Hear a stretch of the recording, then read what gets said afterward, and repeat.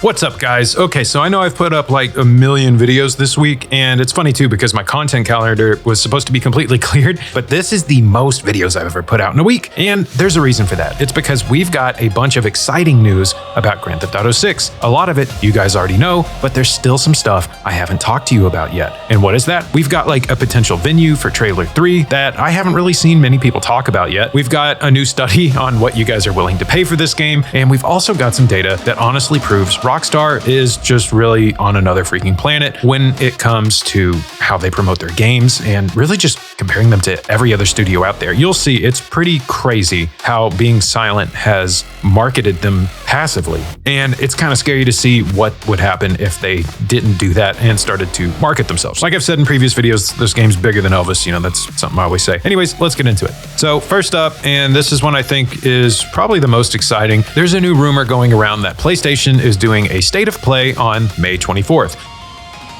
Now, this comes from an insider called SM Vision, who claims that the event is locked in and Sony is going to officially announce it next week. As of right now, no official word from Sony. So again, like I love to say, take that with a grain of salt. Take everything I say with a grain of salt, you know, all that kind of stuff. And really just take all of the news about Grand Theft Auto 6 until the damn game's out with salt, okay? But here's where it gets a little bit more interesting. Another insider, Detective Seeds, is basically connecting the dots here and saying that this State of Play could be where Trailer 3 drops. And his reasoning actually kind of makes sense if you think about it. He's been claiming that there's some kind of alleged partnership between Rockstar, Take-Two, and Sony, and that Grand Theft Auto 6 is probably going to show up at one of Sony's future presentations.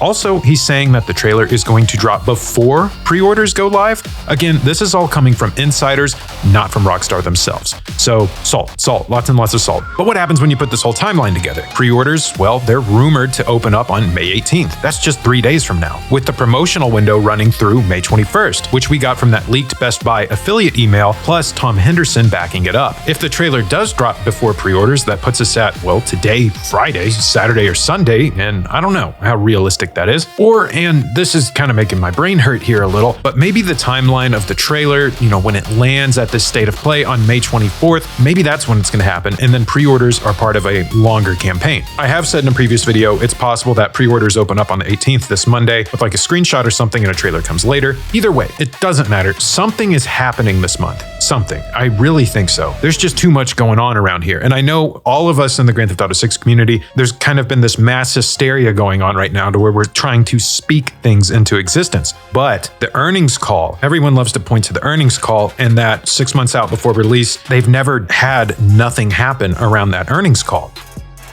So I understand where this is all coming from, and honestly, it's about time for them to start kicking it into gear. Now, here's why I think that the State of Play thing is actually kind of plausible and not just some crazy Reddit theory or something like that. So remember in one of my last videos, I was talking about how Rockstar doesn't do predictable stuff. They don't do countdowns, really. At least, especially not for Grand Theft Auto 6, right? They don't really do hype campaigns until right before the game launches and we get all the character trailers and stuff. So would Rockstar really hand over Trailer 3 to Sony at a State of Play? I don't know. That feels almost, I don't know, kind of too normal for them. But, and this is a big but, if there really is some kind of alleged Rockstar-Sony arrangement going on behind the scenes, and if Sony is paying for marketing exclusively or whatever, then yeah, this could absolutely happen. And it would be a way for Rockstar to break their pattern just enough to keep us all on our toes. Also worth mentioning, the State of Play, if it happens, isn't going to be just about Grand Theft Auto 6. There's apparently a new God of War game coming, and Insomniac has already said they're going to show more of Marvel's Wolverine this spring. So even if Grand Theft Auto 6 doesn't show up, it's going to be a big day for PlayStation. But if GTA 6 does show up, well then May 24th becomes the new May 12th, and we all lose our minds again.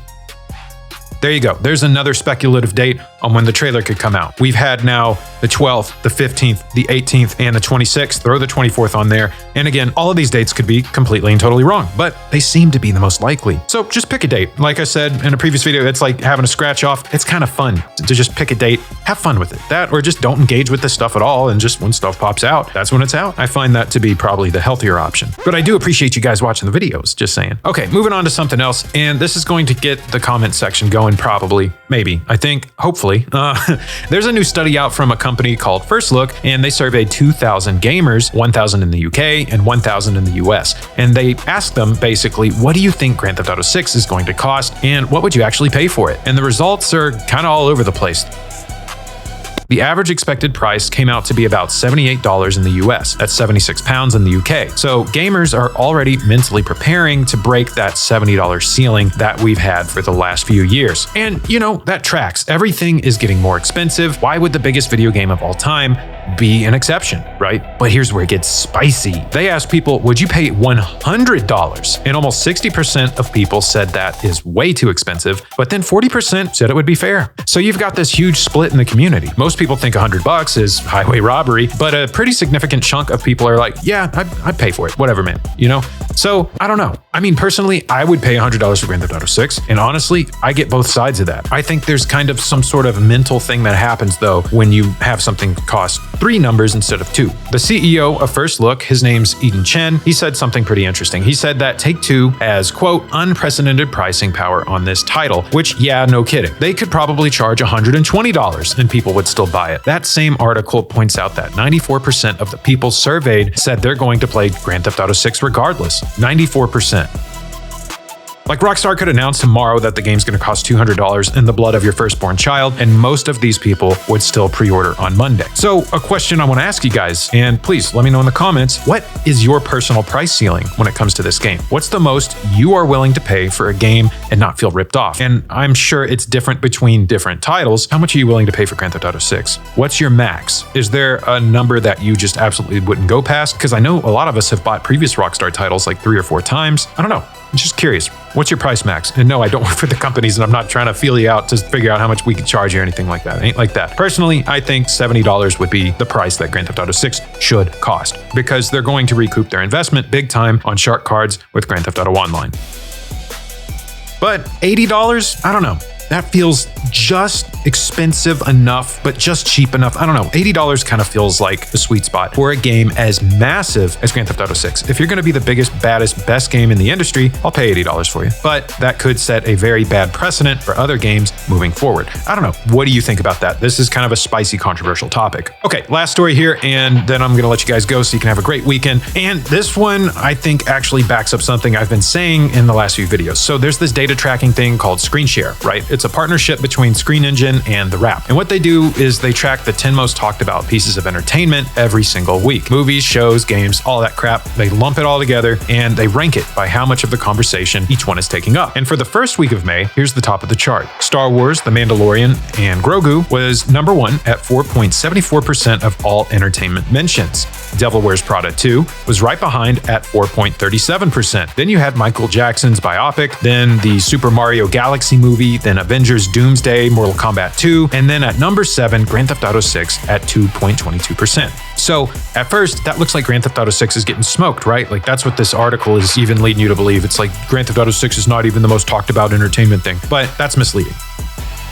And why is it misleading? Well, Mandalorian and Grogu, that movie comes out on May 22nd, and that's just a few days from when this data was collected. Disney is, of course, in full marketing saturation mode right now. They've got TV spots, they've got press stuff, you know, all that kind of crap. And in fact, all of this stuff that's above Grand Theft Auto 6 has some sort of like active marketing campaign going on right now and is releasing soon, or at least has a bunch of marketing weight behind it at the moment. What does Grand Theft Auto 6 have? Nothing. There is absolutely nothing but dead silence from Rockstar. Can you imagine if they had their marketing campaign in high gear right now? It would easily be number 1. This is nuts, guys. They are doing nothing, and they are in like this top 10. So Grand Theft Auto 6 is 6 months away from release, like no official trailer this year, no pre-orders open yet, no press events, no TV ads. Rockstar's official marketing for this game so far, like I said, it's zero. And the game is generating roughly half the conversation of the biggest movie marketing campaign of the month. So what's generating that hype? Well, it's us, guys.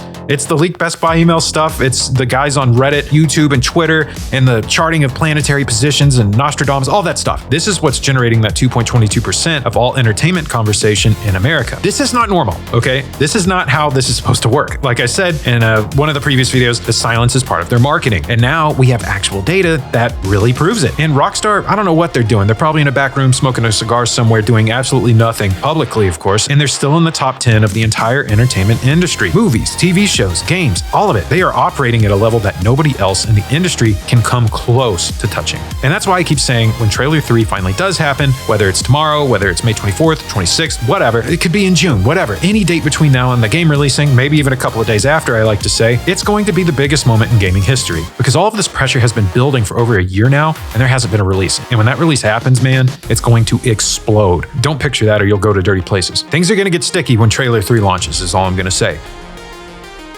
That's everything I got for you guys today. It's Friday. I've been going absolutely bonkers on getting all these videos out this week. So let me know if you guys like this kind of like news coverage kind of stuff, because I plan to keep doing stuff like this from time to time because it's faster for me to just make. And then also I can still do these like big, super big, chunky breakdown kind of videos where I cover all the features and stuff and potential games. And also let me know what other games you would like to have covered. I'm looking a lot at 007, which is coming in just a few weeks. Subnautica 2 just came out, which is really freaking cool, but at the same time, it's still in early access. So I don't really want to talk about it. And you know, GamerRanks has already done it. So anyways, what do y'all think? What are you guys doing this weekend? Let me know down in the comments. Thank y'all so much for watching. Have a great rest of your day, night, week, year, whatever. Just stay safe out there, y'all. Much love and peace.